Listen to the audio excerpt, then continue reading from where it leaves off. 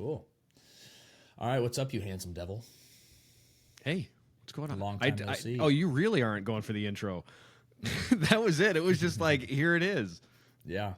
I just that. jump in. I just jump in now. I'm not doing all that fluff anymore. But yeah, man, excited to be talking to you. Good to catch up. We haven't done one of these in about a year. We had to deal with some moves and some life stuff, but we're both doing very, very well. And the Mike Needs a Plan and big fella communities are growing and thriving. So it's good to talk to you, buddy. We're going to have to do this again when we're not both pressed for time. Yeah, for sure. I mean, we can make this a regular thing with this podcast, which I haven't even really told anybody it's a podcast. I just sit and talk, but I'll eventually get it out on other platforms, on Spotify and Apple Music and everybody. But yeah, I'm keeping it just super flowy. I've got a couple other people that wanted to hop on, and you were one of the first people I reached out to because I thought it would just be a perfect idea. Because you posted a video recently, I was like, oh yeah, that's a talking point. But today, I wanted to talk to everybody about self-sabotage and where that's rooted and how that manifests in a fitness journey, because it has been a tremendous eye-opening experience over these last couple of years. Mostly after losing the weight and keeping it off for a little while, I realized, wow, I get in my own way all the time. Mm-hmm. So I'd love to hear your thoughts on that. Yeah, that getting in my own way was the reason. So for those of you who don't know who I am, my name is Mike. I lost 110 pounds, and I'm most proud of keeping the weight off because I can lose weight real well, and I can gain weight real well. And I think a lot of you out there listening right now probably relate to that quite a bit. And that there is a secret third thing. It's called maintenance. And to get past that, we need to beat our self-sabotage. A lot of you are self-sabotaging. I think you might be aware of it. I've got a tab in my browser right now that says sexy men only. And I was like, wait, I don't remember opening that. And then I remembered it was an email. Anyway, from me. Just so you know, this is how we talk to each other. That was an invite to this chat here. But I used to be at McDonald's 3 times a day. I'd get 2 McDoubles without pickles, and I'm going to get hate mail for that. A large fry and a large Sprite. I'd do that twice a day, and I do 6 sausage burritos in the morning, and yes, I was sick after every single one of these meals. And I'll tell you, it wasn't because McDonald's is particularly delectable. I mean, I do appreciate a fry from time to time over there. I'm still probably there about once or twice a month, but certainly not 3 times a day anymore. And I'm not going there to sabotage myself. I'm not going there because I'm angry about my situation. I don't know how to vent otherwise. I'm not going there because I'm frustrated with myself and I'm like, well, that'll show him. Because I did that a whole lot. I would eat kind of just to spite myself. Because it felt like the only thing I could do. Yeah, no, for me, it is... The idea of guilt is so interesting because for your McDonald's, mine was manifested in ramen noodles. Come home every day. I would go 4 noodle packs of ramen noodles in a bowl, 2 seasoning packets because #health, and then a bunch of, I was a big sriracha guy, or I am a big sriracha guy. That didn't go away. And I would just do probably about 1,200 calories to 1,500 calories worth of ramen noodles in one sitting, probably about 3 grams of protein. So I got very hungry about 2 hours later and ate a whole nother meal after that.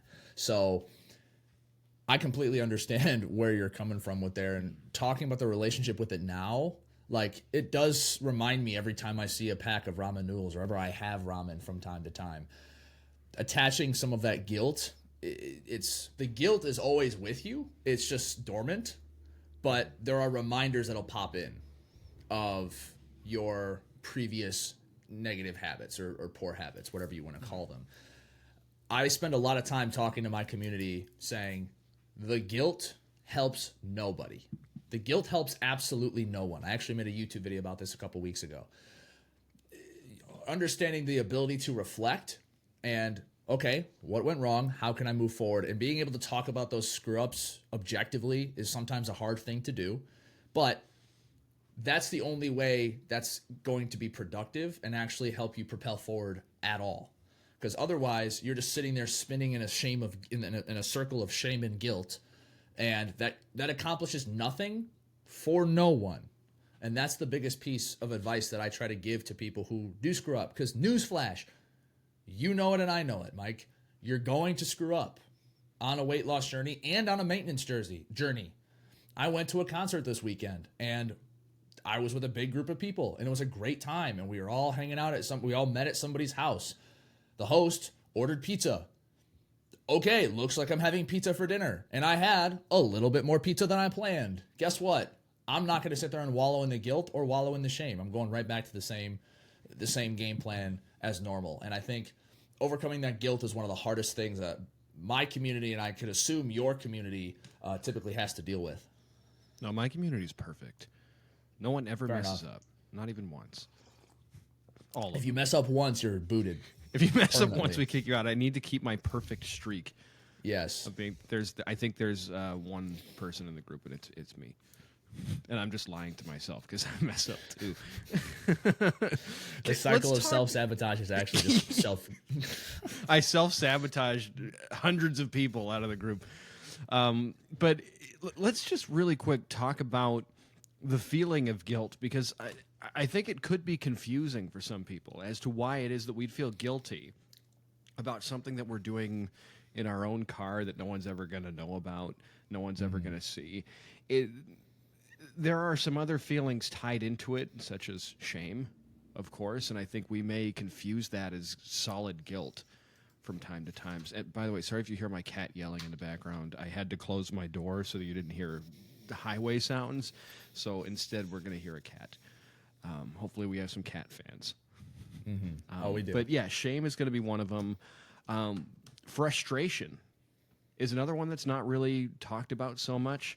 I used to eat out of frustration quite a bit, and that frustration came from food being really the only choice I got to make day by day. I was around a lot of difficult people. I was in a difficult relationship. I was with difficult friends. I was still, I was in a job I hated at that point. So, hardly ever did I feel like I was truly in control until I pulled into the drive-thru and got to ask for something and no one questioned me on it. It's like, oh, cool, I can just ask for something and get it? That's neat. It's giving you the control, and it's also obviously when you are in a stressful environment or you're used to being surrounded by constant stress or frustration, like you said, or you have somebody in your life that's making you feel guilt or shame, that's dopamine. And people get it obviously in a lot of different ways. People have good vices and bad vices. Food is a vice. Food is how people get their dopamine, and sometimes it's the only way that they get their dopamine. And you and I both know how that feels. The big thing that I usually like to highlight for people who go through stuff like this, like you said, sitting in the car, doing it by yourself, no one's going to see you. Why? No one saw me eat at midnight. No one saw me eat those pieces of cookie dough at midnight. Why do I still feel guilty? Right? No one saw me house 14 quarter pounders in my car last night. Okay? Why do I still feel guilty? I think right there, that's proof that despite what you may tell yourself, you actually like yourself enough to give a shit. Because the worst thing that you could have is apathy towards your own health and towards yourself. If you have apathy, no feeling whatsoever towards your decisions, that's a much, much, much bigger, deeper hole to crawl out of. But most of the people that I speak to say they don't like themselves, say they have negative self-talk, which probably is true, but having the shame, identifying the problems, and wanting the pain to go away shows that you like yourself more than you think. Sometimes you might feel guilty that you're not treating yourself better. I know for those of you who think that this whole thing is a product of self-hatred would be like, no, that's not possible because I hate myself. You don't. You're lying to yourself about it. You've got extenuating circumstances that are keeping you frustrated and you think you hate yourself. And oftentimes, you don't even have the luxury of outwardly hating the people around you because you know how difficult it is to voice your needs in any capacity. Even in your own head, you feel like you don't have that freedom anymore. Yeah, and it gets you screwed up into a very, very vicious cycle. Very, very. Oh, hello. Oh, it's my cat's 4th birthday today.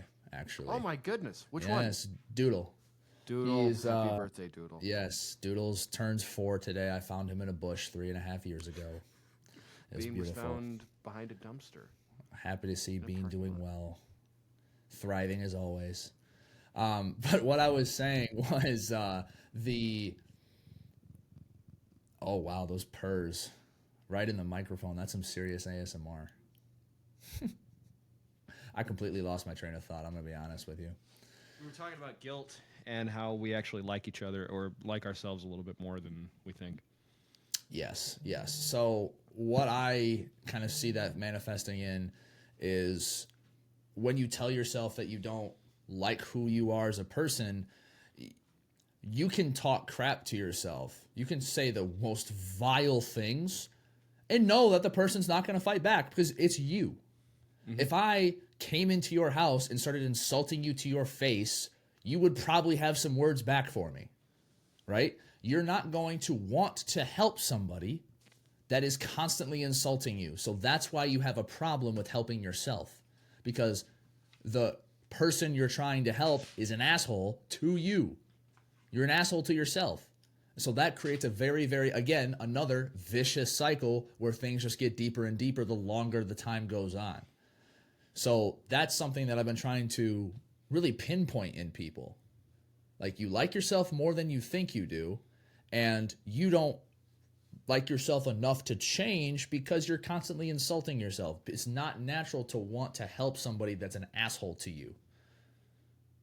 And the only way, not the only way, but the biggest way out of this is, I call it slaying the dragon, because you typically don't have a want or a need problem or an information problem. You sure as hell don't have an information problem. There are Mike Needs a Plans and Big Fella Brands and Noah's and a billion other creators, and Google is free and ChatGPT basically can do anything now.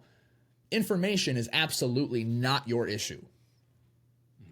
Quality of information and application of that information and that application of that knowledge and wisdom is. So how you can actually start doing that is you have to slay the dragon, meaning you have to figure out what actual tangible habits got you here in the first place. What got Mike and I to the point of, this is enough, this sucks, I need a drastic and dramatic change right now. What habits got us there?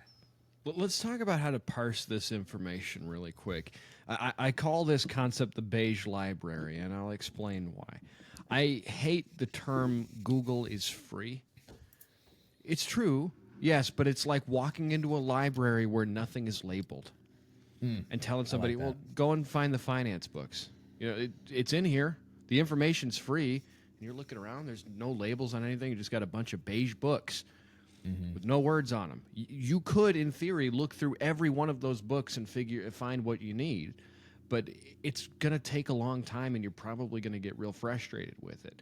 So anytime that I see somebody in a comment section going, Google's free, Google's your friend, knowing what to Google is not particularly free nor easy. That's a skill. Google itself is free, but if you go on Google, you get a bunch of ads and irrelevant BS that you don't need. So I was speaking with a client the other day who told me he surmised that he is the victim of too much knowledge, is what he said. And he said, I know this is going to sound weird and it might sound even a little self-absorbed, but as soon as he said it, I'm like, beige library. It's not like he's too knowledgeable. He's not saying he's, galaxy brained over there and he just knows everything. It's just a matter of like, what is it that I have to take from this information? And he talked about how much easier it was to help his wife through these situations. And so, she would come to him with an issue and he would talk about it, and then he would generally have a pretty solid response that would help her solve whatever issue she was going through. But he couldn't do it for himself. And the reason why this is what we had worked out, is because she's only giving him the information that he needs to know to solve the issue. When he's in his own head, he has to deal with everything he's ever learned or ever known. He's not getting that. he's not able to filter it. So we worked on a couple of strategies. I told him, obviously, we're going to talk about it here. We solved the issue talking. So if you're struggling with something like this where you feel like you're the victim of too much knowledge, talk about it with somebody who's only going to have the information you provide to them. Let them sort it out. If you don't want to talk to somebody about it, you can notepad. You can write it down. You can even just talk to yourself about it. Yeah, there you go. It's talk to yourself in the car. Just start listing out relevant information until you're like, oh, wait a second, let's try that. I'm a big fan of the whiteboard. It's a wonderful invention. Whiteboards. No, I completely agree. What I say it in a little bit of a different way, but I say the same thing, right? I say you don't have an information issue. The information is out there, not only from Google, but also from creators and people attached to creators or channels on YouTube or whatever, through how the information is A, presented, but also B, it's how you apply that information to give yourself a direction forward. I call it, you have the information are all the pieces to a car. You are in the driver's seat. That car is not going anywhere unless you have a clear windshield and a road in front of you. And that's ultimately what most people are missing. You have access to the information. You can ask questions. You can find these people to piece together the basics of, eating, training, mindset building, every other piece of the puzzle. But you have to be able to line it up to give yourself a clear and decisive plan. And that's the hardest part for most people doing it solo, is not being, okay, they can make a plan and want to stick to it, but there are two things that most of the time happen. And this is not just applied to weight loss. I catch myself doing this too in a lot of ways, right? And I'm sure Mike can agree with it too. When you run your own business, there isn't a boss telling you what to do. When you are on a fitness journey, unless you have a coach like one of us helping you, there's not a boss telling you what to do. So number one, it comes from, is the plan too strict? Which a lot of the times people make their plans way too strict if they make them themselves. And then number two is trusting yourself and dealing with stuff popping up. Fit's gonna hit the shan. It's just part of the game. You have to be able to overcome that and trust yourself that you can stay on your path. And without an external source of accountability, it is so much harder. And this brings up another point that I know you're familiar with. I don't call it. It's a fallacy. It's named the sunk cost fallacy. And as a former binge eater and a recovered binge, and as Mike as well had same tendencies, we were the biggest victims possible. People who stress eat, emotional eat, or binge eat, should be very familiar with this concept. So the sunk cost fallacy is talking about, in a nutshell, it usually stems from a fear of failure. When you fear failure so much that you make, and you go about your day and you make a small mistake, right? Let's say my calorie goal is 2,500 calories a day, or I'm trying to hit a certain amount of hours at work, or I'm trying to get a certain savings goal, right, in the bank account, whatever. And I missed that mark by a little bit. I overeat my calories by 200. So instead of 2,500, I'm at 2,700. Shit. Some people just label that as a point blank unadulterated failure and label the whole day a failure. And that black and white thinking gets very, very, very, very, very harmful, because then the sunk cost fallacy kicks in and you tell yourself, fuck it. I'm already 200 calories over. It's already a wash. I might as well go house 16 double Big Macs. Because you label yourself, if you aren't perfect, you are at zero. If you are not perfect, you are telling yourself, fuck it, I might as well just blow the whole day.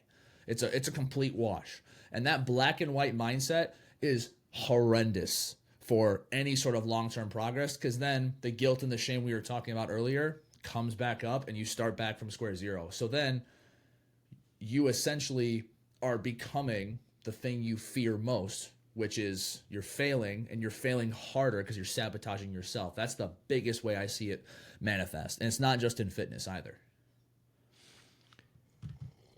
By the way, you can't be perfect. When I work with my clients on calorie tracking, I don't give them a decimal point to live at. I don't give them an exact number to live at. I give them a window. Because it's going to fluctuate day by day. Not only is it going to fluctuate, but you can't, like, even if you were to administer some kind of nutritional IV fluid to somebody in a coma, the amount of calories that their body would use every day would fluctuate differently, just to keep the different biological processes operating. You are not an exact machine. So there's no perfection. There's no imperfection. It's just, you just exist. That's all I like to call it pricing the mistakes in. You know, it's a part of the price, right? You have to make it a part of the plan. You have to allow some wiggle room, both for your mental sanity, but also for the days where you do screw up, or the days where you tried your hardest and you just ran with whatever situation you were in, right? I got a couple clients. I got a client right now going to Disney with his family this week. And I talked to him like, hey, you travel a lot for work, and we do a kick-ass job of making the travel eating very easy for you. But now you've got your kids and you got your wife with you, and you're gone for a week in the most magical place on earth. This is very different. You have to price in that you're going to be primarily eating at restaurants. Yeah, you'll get a lot of steps, so that's great. But you're going to be primarily eating at restaurants. You aren't going to be able to whip up a steak or some meal prep or whatever at the Magic Kingdom. So how are you going to be able to, A, actually tangibly maneuver around that situation? That's where coming up with a plan and thinking ahead comes in, like Mike was saying. But also, how are you mentally and emotionally going to handle not being in control? And that comes from a wild amount of self-trust that needs to be built. And that's the piece that I feel like a lot of us are missing. And it's hard when you have decades sometimes of proof. How old were you when you lost your weight? I forget. I started at 23.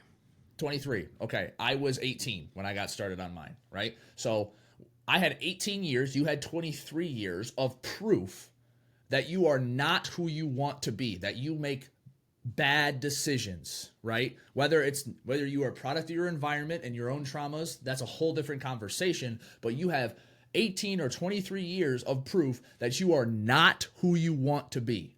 So it's really hard to look past that and develop self-trust. How are you supposed to trust yourself when you have 18 years of proof that you're not that person?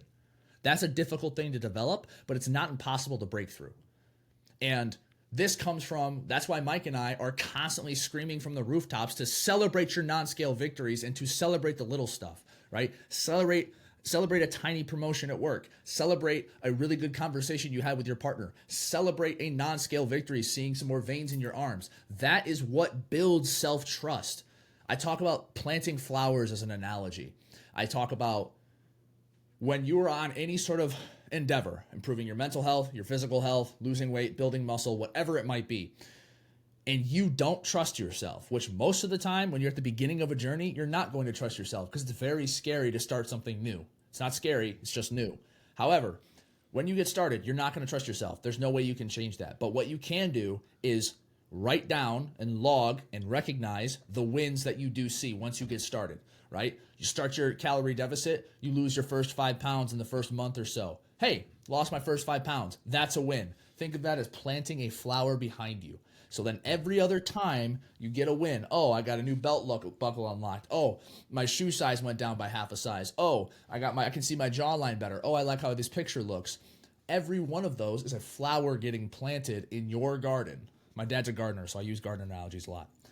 And eventually, what's going to happen? If I've been planting all these flowers all around me, there's going to be coming a point where I have so much proof around me that's obvious. Wait a minute. I am that dude. I'm in a garden. It's undeniable. I'm surrounded by thousands of flowers. I did do that. That's how you develop self-trust, by stacking the proof and stacking the evidence. And the garden analogy just is a good way to visualize that. I've got 2 bits of information. Unfortunately, this won't make it to the person you're working with that's going to be at Disney next week, but it may. I can tell. He just texted me. I'll text him this right now. Oh, cool. Perfect. Yeah, please let him know, because this is something that I'm working with one of my clients on, who's going to Disney in August. Nice. You're not going to have a food scale. The food scale lives in your kitchen. The bathroom scale lives in your bathroom, and you live everywhere else. So please don't bring a food scale somewhere. I dream of a day where I don't have to teach calorie tracking to anybody ever again. And to do that, I'm going to have to figure out a whole bunch of different ways to lose weight and stay on track without using numbers. One of those ways I use with myself. It was one of the first things that I had done for myself to try to get away from the numbers. And that was to decide I'm not leaving a table feeling sick. That is not a number. That's not an amount. That's not a certain dish. I mean, unless there's something that historically makes you feel crappy every time you eat it. But my goal anytime that I'm eating out is to simply not walk away from the table feeling sick. And I've not tracked a calorie now in a year, and I've not gained any weight back. And I've eaten at plenty of restaurants. I've eaten, there's been plenty of holidays and get-togethers and parties and an Italian Thanksgiving. You know how hard that is to not gain weight, so to speak. But if I don't leave the table feeling sick, I probably didn't eat enough to quantify, or I definitely didn't, because I haven't gained the weight back. Now, that being said, I've spent a lot of time practicing and figuring out what my body needs and working on my hunger signals and what have you. So I might have a bit of an advantage there, but the only reason I do is because I put this rule into place and I started testing the waters. How much food do I actually want? You don't want to be in Disney World and be carrying a food baby and then get on Big Thunder Mountain, which right now is closed. So it won't shake the vomit out of you. But there's a couple of things there that will shake the vomit out of you if you eat something and you're sick. So that's another incentive to not overeat while you're there.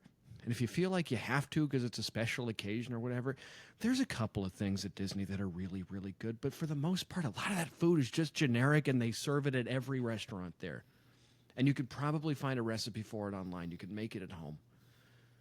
Guaranteed.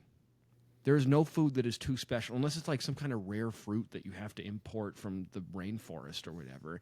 It's like you can probably get anything that you think, I can only get this here. Wherever you are.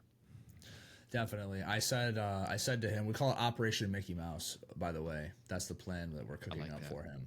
I also did the same thing for another client who was in a similar situation and went to Disney like a month and a half ago. So for Operation Mickey Mouse, and this can apply to basically entering any sort of, I wouldn't say hostile environment, but an environment where you are not in control, right? Especially around food.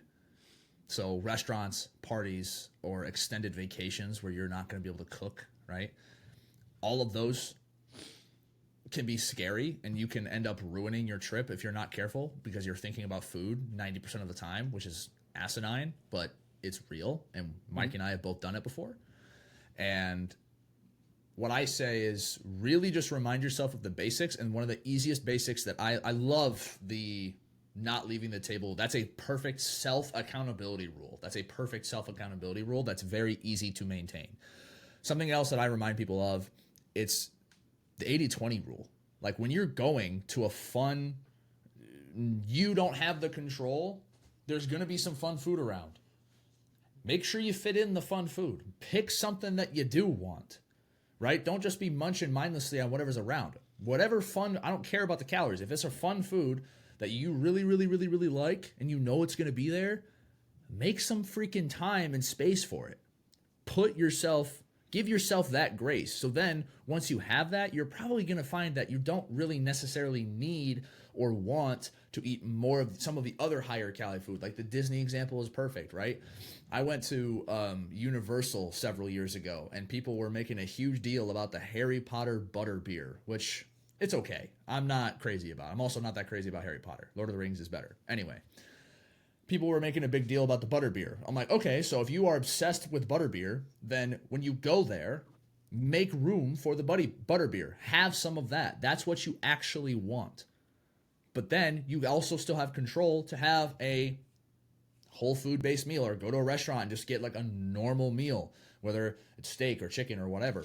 But part of developing some of this self-trust is showing that you can make the most out of a limited controlled situation, right? When you don't have full control, you have to trust yourself, because you can't just whip out a cast iron skillet, become shirtless, have a six-pack, and start cooking a steak like you're Paul Saladino, okay? As much as we all might want that. Just kidding. Nobody fucking wants that. But either way, you won't have control over the situation most of the time, but allowing yourself the fun at the beginning and then dialing it back and being able to find that balance is a great way to develop self-trust, as opposed to sitting there biting your nails worried about, oh my God, am I eating too many calories? Oh my God. You are going to Disney World, or you're going wherever it is that you're traveling. If this was truly just about food, don't pay to go where you're going. Just do it on your couch. Order some food in from DoorDash and don't leave. If this whole thing is, well, I'm going here to, and this is coming from somebody who used to mark all of his travels by what he ate while he was there. And food is still a very important piece of what I do when I go somewhere. Like, I'm excited to try the food there, but I'm traveling because I want to go to a place, not because I'm going to eat while I'm there. It's a bonus. Yeah, it's a very nice bonus that I appreciate tremendously, but I didn't used to appreciate food because it was all I thought about. And I knew that it was going to make me sick. It was just like the trade-off was that I get to enjoy this food for 10 minutes, and then I have to deal with feeling awful about it for the next 6 hours. Self-sabotage. That's not enjoyment. And it's also not deprivation to have a little bit less than you might think that you want to have right now. If you have more, you're depriving yourself of feeling good.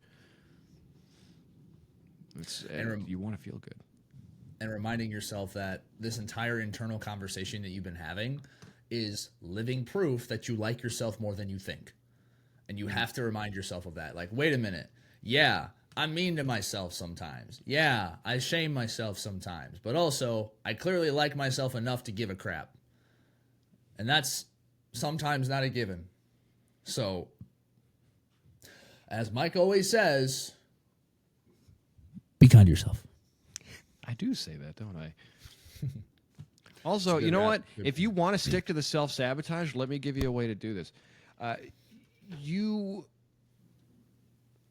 If you want to self-sabotage yourself right now, just start being aggressively kind to yourself. Your body clearly wants cruelty or whatever, and if you want to sabotage, you're like, well, I thrive on sabotage. I thrive on doing the thing that I don't like. Okay, well then radically start improving. Become a radical optimist. Radical optimist. That's how we If you're going to be delusional, you might as well be delusionally optimistic, and you might as well have a delusionally bright outlook on your future. If you're going to be delusional, it's better to be delusional in the positive than the negative. But if you're, everyone's a little delusional anyway. Trust me, I'm incredibly delusional. And I'm sure Mike would say the same about himself. Oh, yeah, I put myself on film every day, and I started a coaching business. I'm just a guy. Yeah. I'm delusional as hell. Right. For real. All of us are. But that's I had somebody, I was talking to somebody last night, a coach that's coming up, and they were like, well, I've got one client right now, but it's just kind of a friend that I'm helping out, and I don't feel like I'm actually a coach. And I'm like, do you think that I think I'm a coach? I know that, yes, that is my job duty. I will be filing taxes this year as a coach. But, I still just feel like a guy. I shut my phone off, and after my clients, I'm just a person.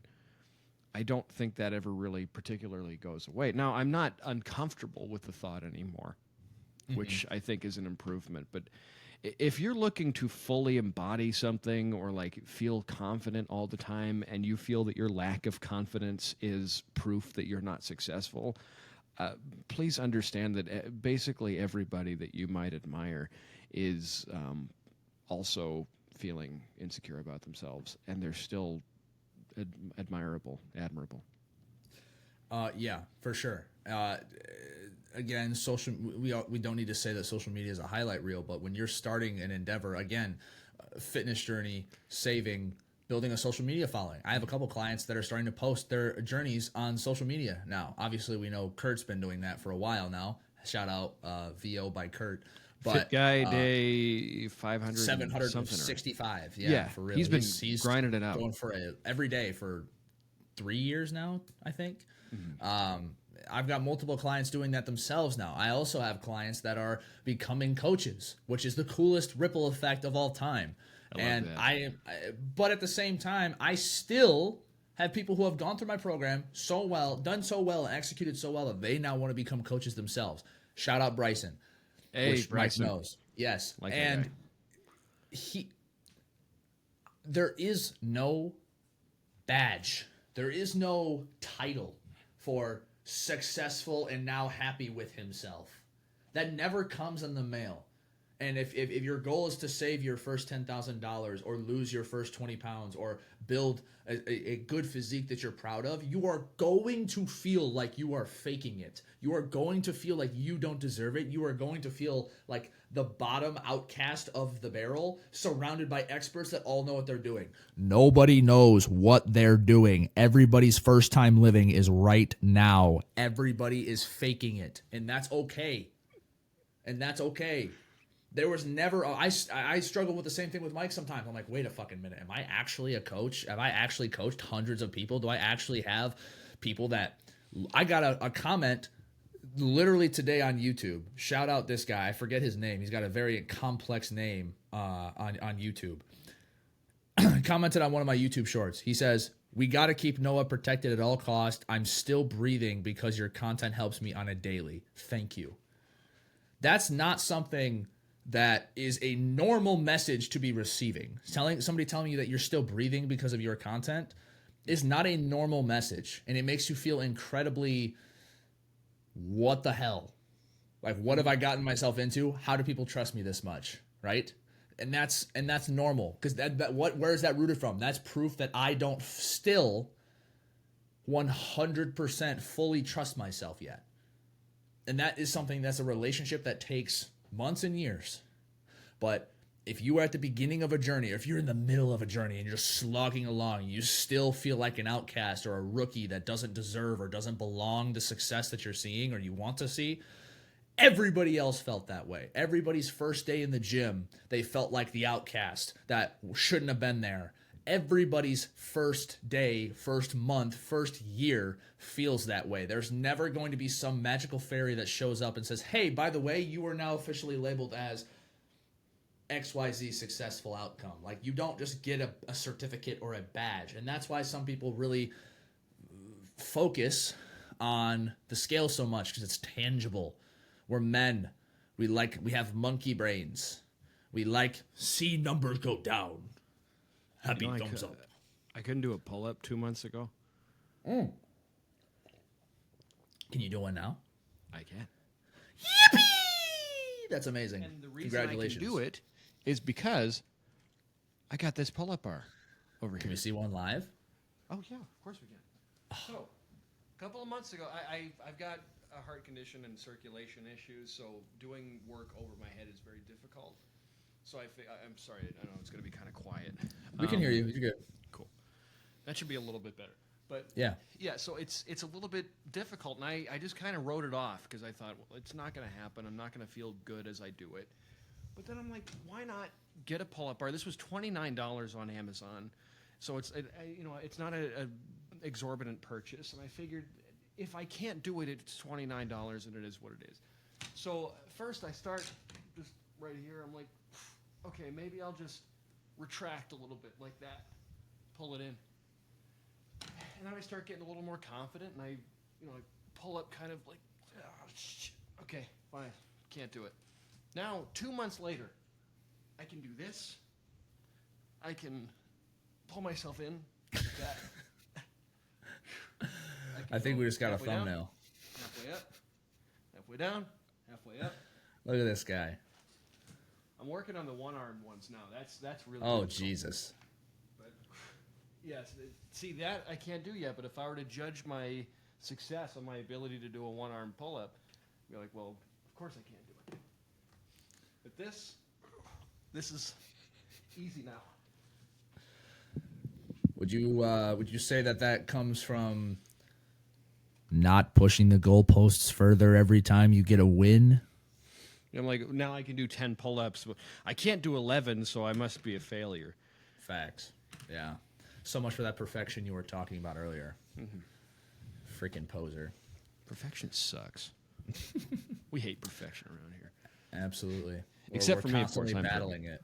Right. You are pinnacle peak masculinity. In all Don't ways. join my perfection group because you can't get in. Yeah, it's a one-of-one exclusive membership. W. Well, I think this is a great talk. I think we talked about a lot of really important stuff. I know we both have a hard stop here at 11. So for everybody that, again, has never met Mike, Mike needs a plan on Instagram. You can find all of his other goodies there. Mike Pridgeon is also another way you can find him. He's, you've seen his beautiful face. You've seen his beautiful beard. You'll know where to find him now. And I'll tag his stuff in the description below. And we'll have many more guests, and I'm sure he will pop on again here in the coming weeks for another chit chat. Like we both kind of said at the beginning, we want to be able to have a little bit more time to yap. But it was good to get back and cycle through the old podcast equipment and hop on this Riverside. But nobody knows about that. But all the tech issues we had at the beginning. We've overcome them now. That was insane. Yeah, now it's all real quick. Just on the imposter syndrome front, before we go, of course, you can Google me now, and when you type in my name before you even search me, my face shows up next to my name. I didn't awesome. set that up. No one reached out to me for that. So like, I just want everybody to know, like I'm just as confused as you are. When you go to my website, it says on the bottom, this website collects cookies. Do you accept or deny? I don't receive the cookies. I don't know where the cookies are going. So like this, everything's a scam. If something doesn't make sense to you, it probably doesn't make sense to anybody else either. We're all making everything up as we go. I'm just a guy. I've got a call here at 10 o'clock, and then I've got breakfast waiting for me, and that's what I'm excited about today. Same. So, yes, everybody, thank you for having me. Noah, I appreciate you, and I love you a whole lot, buddy. I'm grateful to be back here with you. Yes, it's always good to talk to you, my friend. We'll definitely have some more stuff, too, soon. And then I've got some cool stuff. We've got some cool stuff planned in the future, and I think there should definitely be some more crossovers coming later in 2025. I'm in. Very nice, very nice. All right, everybody, keep it simple. Be kind to yourself. Have a wonderful day. Have a wonderful week. Attack the day. Keep stacking good days. And I will talk to you all later.